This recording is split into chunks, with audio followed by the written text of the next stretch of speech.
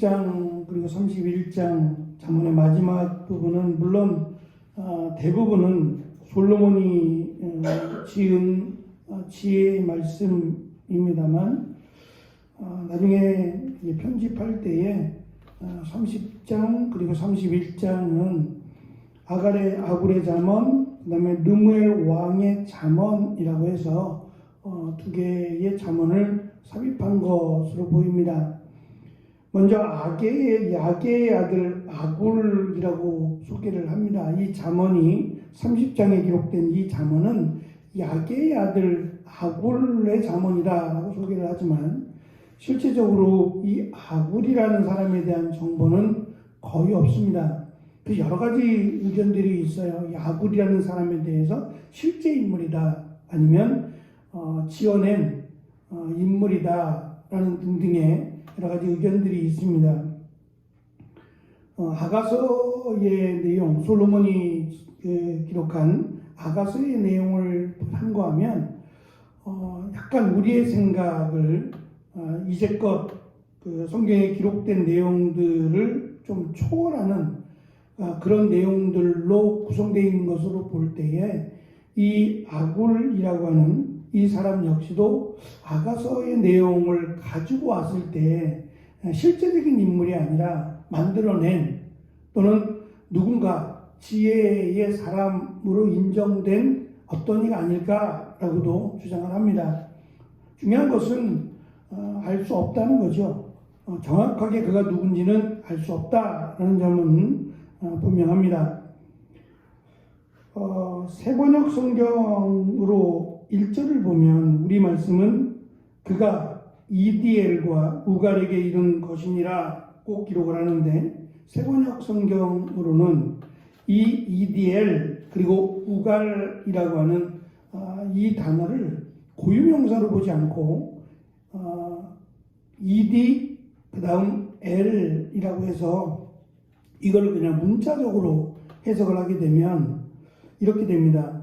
하나님, 저는 피곤합니다. 하나님, 저는 피곤합니다. 제가 어떻게 다시 힘을 되찾을 수 있습니까? 가 됩니다. 오히려 그 이디엘과 우갈에게 이른 것이니라는 것보다는 세번역 성경에서 번역한 문자적으로 번역한 이 내용이 더 이어지는 내용과 부합된다라고도 볼 수 있습니다.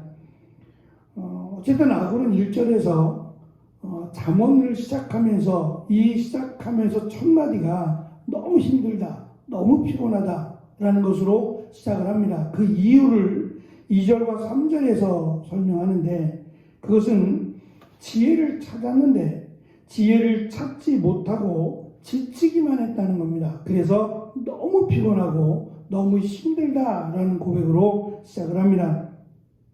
특별히 3절에 보면 거룩하신 자를 아는 지식이라고 소개하는 하나님을 아는 지혜가 없는 자신의 모습은 영락없이 짐승과 같다라고 하는 표현을 사용합니다. 앞에서도 하나님을 아는 지혜가 없는 자는 짐승과 같다라는 솔로몬의 잠언이 있었습니다.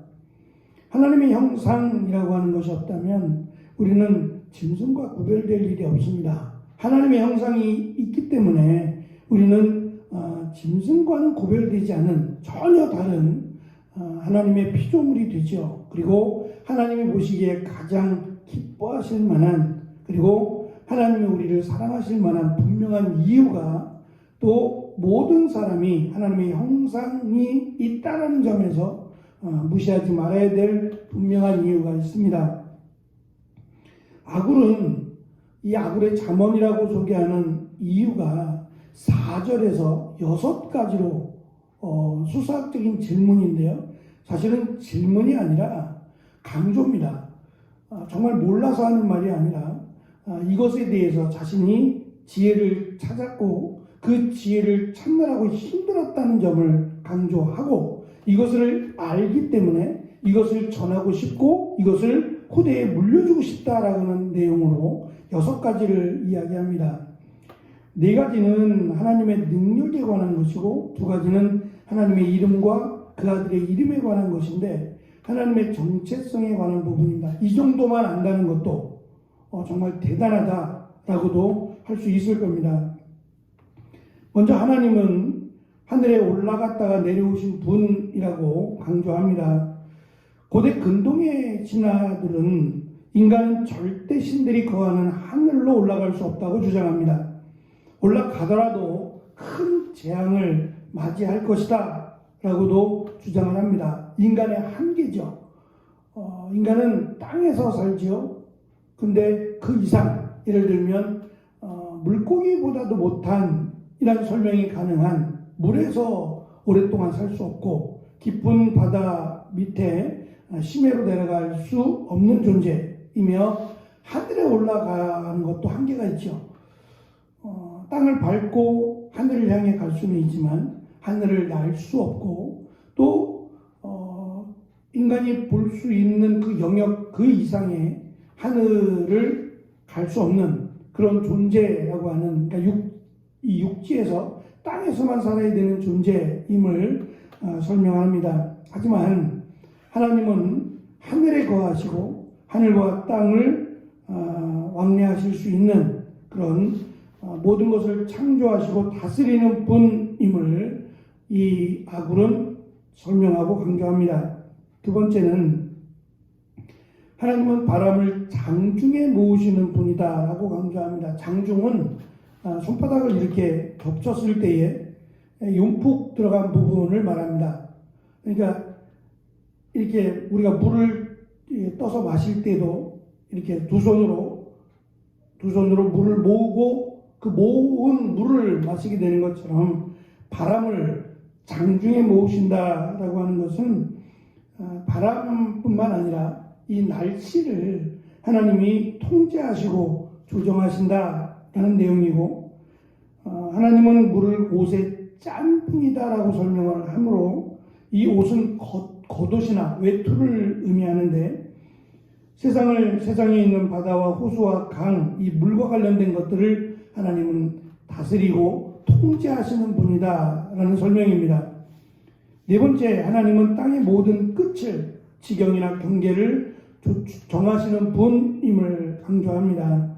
하나님의 다스림과 주권을 의미하는 것으로 하나님이 인간이 사는 땅, 그 땅의 모든 것의 주인이다라는 설명입니다. 다섯 번째는 이름에 대한 설명인데, 모든 능력을 지니신 하나님의 이름을 알고 있음을 강조하고, 여섯 번째는 하나님의 아들의 이름을 알고 있음을 강조합니다.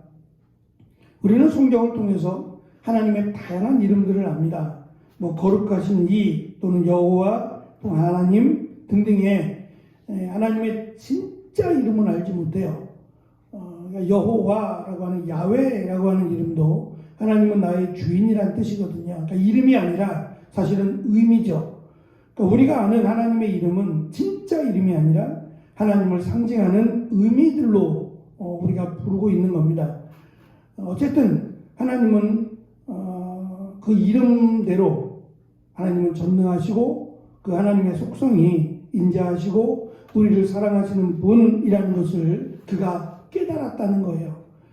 또한 그의 아들에 관한, 구체적으로 설명하진 않지만 그의 아들에 관한, 그에게 아들이 있고 그 아들이 어떠한 분이며 또 그 아들과 하나님과 어떠한 관계에 있다라는 것을 그가 알고 있다라는 점이 지혜라는 점입니다. 그러니까 그것이 우리가 어쩌면 이 땅을 살아가면서 반드시 알아야 될, 그리고 그것이 우리의 삶에 무관한 것이 아니라 그것이 우리의 삶에 직접적인 영향을 끼치고 또 그것을 통해서 우리가 기쁨과 감사함으로 살아갈 수 있는 것, 그것이 지금 아굴이 전하고 있는 자기가 깨달은 것, 이것이 진정한 지혜고 이것을 깨달은 자가 가장 큰 은혜와 축복을 받은 자다라고 하는 것을 그가 자랑하듯이 설명을 합니다. 이것을 깨닫기 위해서 그는 인생이라고 하는 것을 살아가면서 많은 노력과 수고를 했고 그것을 알았을 때의 기쁨이 자기에게 얼마나 큰지를 강조하고 있습니다. 특별히 5절과 6절은 하나님은 자기에게 피하는 자에게 방패가 되신다라고 하는 내용과 하나님의 말씀에 자기의 생각을 더하지 말 것, 그러니까 그냥 사사로이 하나님의 말씀을 통해서 사사로이 자신의 생각을 전하지 말 것, 그러니까 하나님을 아는 지혜가 있어야 하나님의 말씀을 바르게 전할 수 있다라는 것을 강조하므로 하나님의 지혜라고 하는 것이 우리 인간이 생각하는 그 정도가 아님을 단호하게 설명을 합니다. 그래서 하나님의 말씀에 더하거나 또 빼는 자는 거짓말하는 자라고 하는 것을 소개하므로 진중하게 하나님의 말씀을 잘 깨달아 알기를, 그리고 그 말씀 속에서 참된 지혜를 발견하기를 이 아굴의 자문을 통해서 우리에게 강조합니다. 그 하나님께서 우리의 예배를 받으시고 또 우리를 사랑하사 독생자 예수 그리스도를 이 땅에 허락하신 겁니다. 우리가 아는 지혜는 하나님께서 허락하신 지혜지만 이 지혜는 우리를 사망에서 생명으로 인도한 지혜로 가장 위대한 지혜라고도 할 수 있을 겁니다. 이 지혜를 깨달은 자로, 이 지혜를 믿고 살아가는 자로 살아가는 오늘이 되시기를 축원합니다. 기도하겠습니다.